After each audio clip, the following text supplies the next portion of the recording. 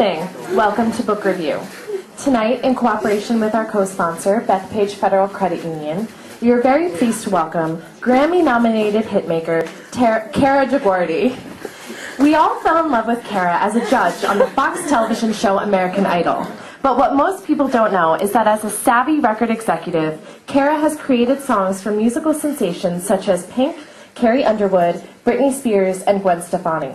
She's here tonight to talk about her new memoir, A Hell of a High Note, an intimate portrait of her life story, which includes experiences such as her struggle with stage fright, overcoming an eating disorder, and caring for her mother as she battled with cancer. Kara DioGuardi is a Grammy-nominated songwriter, record executive, and former American Idol judge. Her music has appeared on more than 159 million albums worldwide.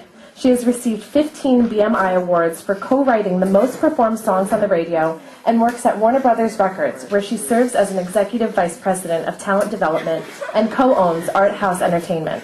Ladies and gentlemen, please join me in welcoming Kara DioGuardi.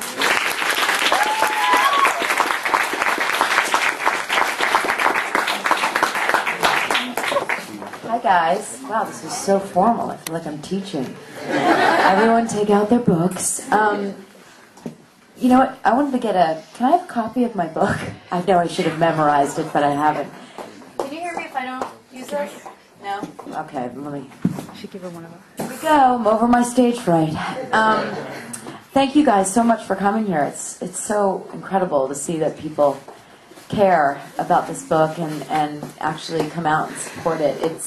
It was an incredible process for me, very cathartic, and I'm lucky that I am a songwriter, because as a songwriter you get to live in your truth. And for many years, when I was probably in my teens and my early 20s, I was trying to be someone I wasn't, trying to please my parents, be a lawyer, a doctor, something that was a acceptable profession. And when I finally decided to go into music and listen to what I really wanted to do, is when I started to heal myself and become the person I am today. And the thinking behind this book came out of some shows that I did at the end of Idol Season 9, which my manager forced me to do. And they were basically, I would go and sing songs that I'd co-written and tell the stories, the backstories behind these songs and why they were created. And I started to realize that these songs were really my autobiography. That every experience I'd been through, whether it was negative or positive, was revealed in these songs. And that I was so lucky to have met these artists that I could share my truth with. And in putting my truth out there, heal myself. There are some pretty heavy subjects in the book. As you know, I've talked about having an eating disorder, but who knew that that would come in handy when I met Pink and we wrote Sober. We both had something to pull upon.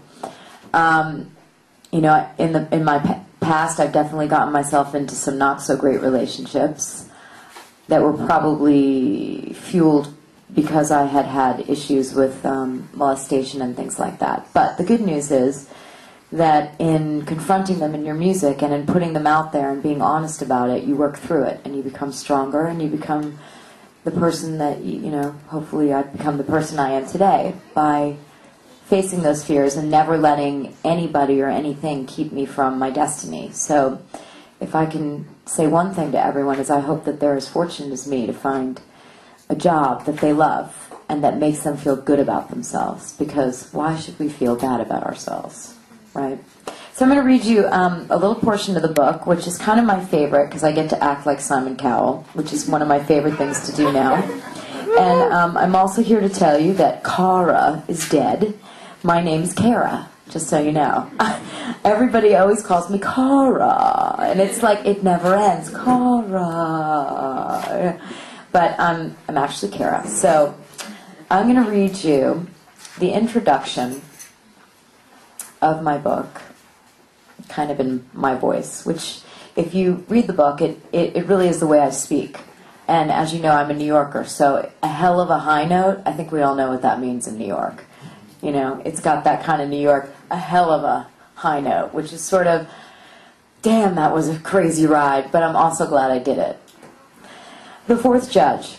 When you say it out loud, it sounds completely harmless. like a fourth street, a fourth date, the fourth time.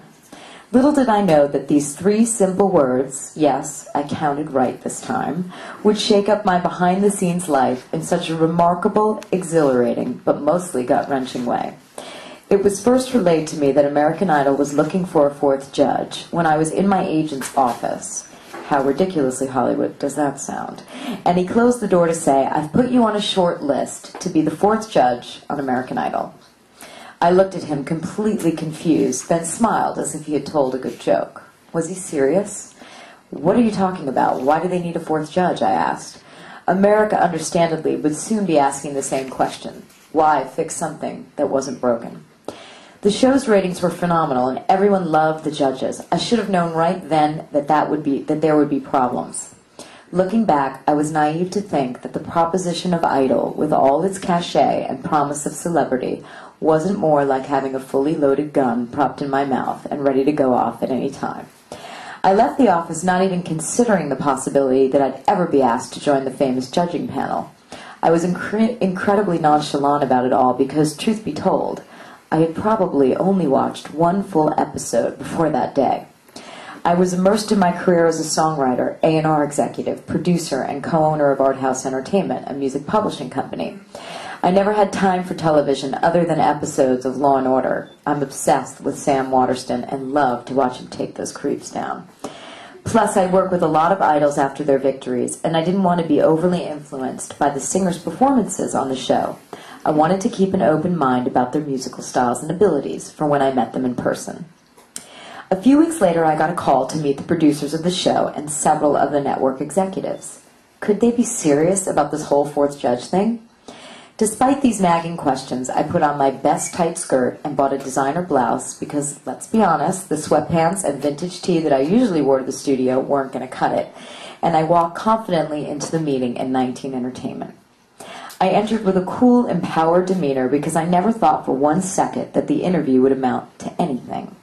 The one familiar face I saw was Simon Fuller's. He's the powerhouse behind Idol, the owner of 19 Entertainment, which looks after many of the contestants, including some who have earned the Idol title. He's also the manager for celebrity talents like Spice Girls, Victoria, and David Beckham, to name a few. Talk about an entertainment mogul.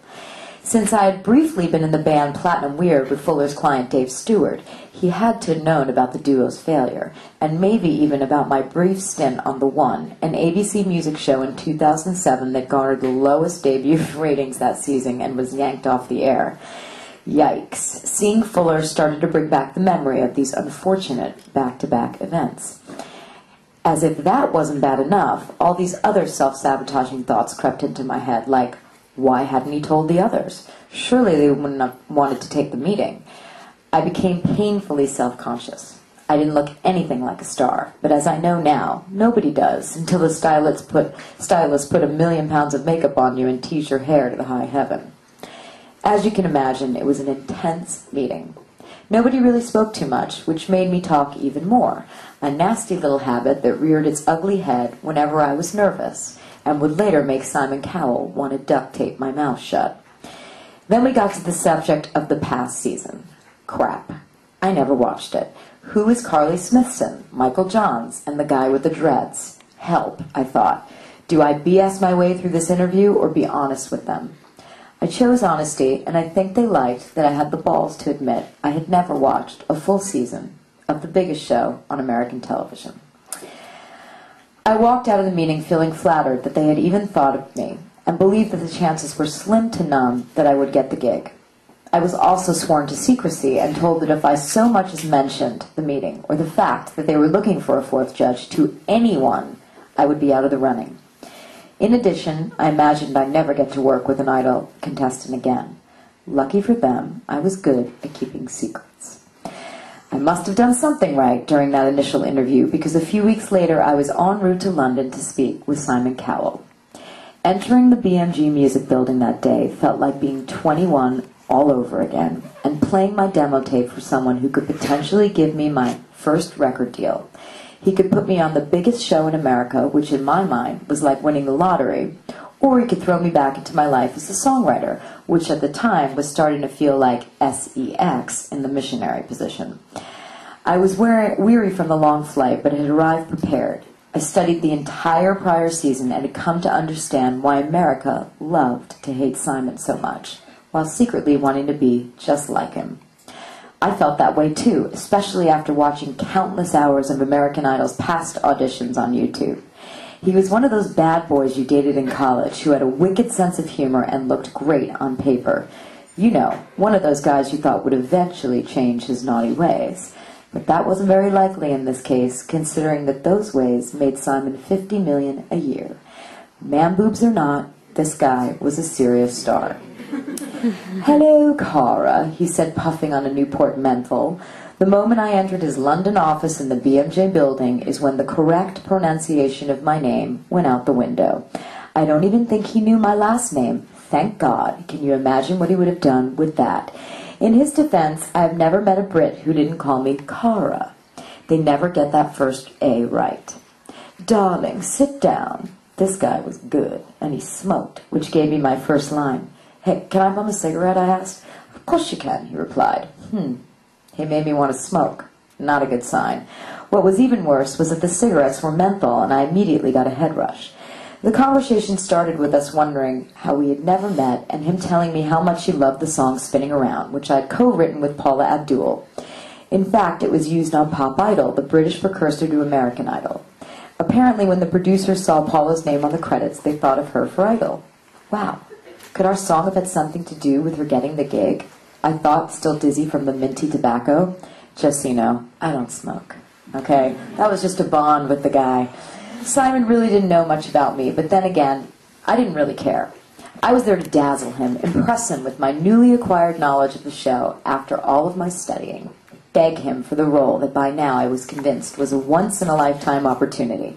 It's funny how getting closer to landing this job made me so hungry for it that I could almost taste it. I tried to make myself look like a star that day, spending a good 20 minutes on my face, instead of applying the usual 2 strokes of mascara at the first red light while driving, and 1 stroke of lipstick at the next. I remember having a big zit and wanting to angle myself so that he wouldn't see it. I swear I saw his eye brush over it quickly. I think he called me cute at one point, which, by the way, I didn't take as a compliment. What was I, a puppy? "Well, Cara, I'm glad we met, blah, blah, blah, blah, and I'll see you in August." Wait. What? That's it? No interview? All he said was, "You have good energy and I think you'll be great for the show." You've got to be kidding me. I traveled 6 hours the day before my best friend's wedding weekend, and that's it? But I got the gig. I wanted to scream and shout and text just about everyone I knew right then and there. Of course I played it cool instead. Simon told me that if I needed any advice or help to call him, and then he gave me his number. And just like that, at approximately 4:40 London time, on June 25th, 2008, I became Cara, the polarizing 4th judge on American Idol.